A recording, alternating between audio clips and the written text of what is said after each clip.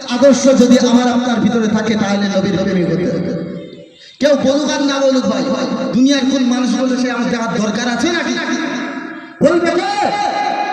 স্বয়ং আল্লাহ ফেরেশতারা বলবে না, এটা হলো এরা হলো কারা?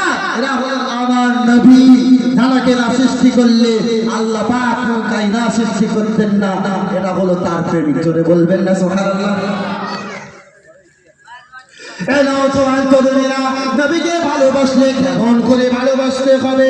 আমি আপনি কেমন করে ভালোবাসি? মুখে ভালোবাসি না না না বাবা, মুখে ভালোবাসলে হবে না। আবু জেহেল ছিল নবীর শত্রু নাকি বন্ধু?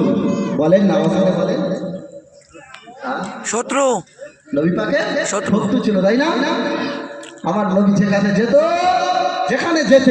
খালি আবু জেহেল চাইতো যে কিভাবে ক্ষতি করা যায়, চাইতো না বাপ, চাইতো। কিন্তু ওনার ছেলে আমার আল্লাহ পাক বলে, আবু জেহেল দেখ তুই যত মরিস মর, কিন্তু আমি আল্লাহ পাক আমার ঘরে এমন একটা ছেলেকে আমি নবীর প্রেমিক বানিয়ে দেবো, তুমি নিজেই দাঁড়িয়ে পাবে না।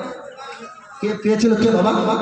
এ বাপ ভাইরা, আমার সোনার ভাইরা পেয়েছিল হযরতে ইকরামা রাদিয়াল্লাহু তাআলা আনহু, নবী আশিক বানিয়ে দিয়েছিলেন। জোরে বলবেন না।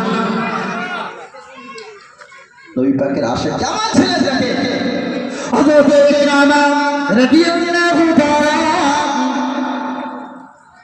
হুজুর আমার নবী পাকের আদর্শ দেখে, আমার নবী পাকের কথাগুলো দেখে শুনে দিলটা, হৃদয়টা নরম হয়ে গেল, গলে গেল।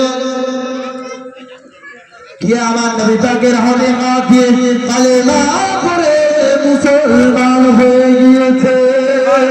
ধরে বলে না সুবহানাল্লাহ। মুসলমান হলো কার ছেলে? আবু জেহেলের ছেলে। আবু জেহেল নবীর শত্রু ছিল।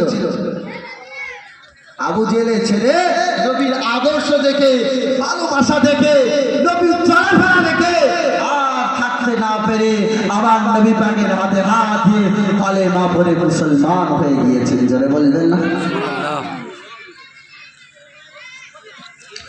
আমার নবী পাকের হাতে হাত দিয়ে যখন কালেমা পড়ে মুসলমান হয়ে গিয়েছে, আবু জেহেলের লোকেরা তখন জেনে গিয়েছিল যে কি করা যায়। বাবা দেখা যায় অনেক জায়গায় তারা আলোচনা করে রেখেছিল যে মুহাম্মাদের কাছে যে যাবে তার সাজা দেওয়া হবে।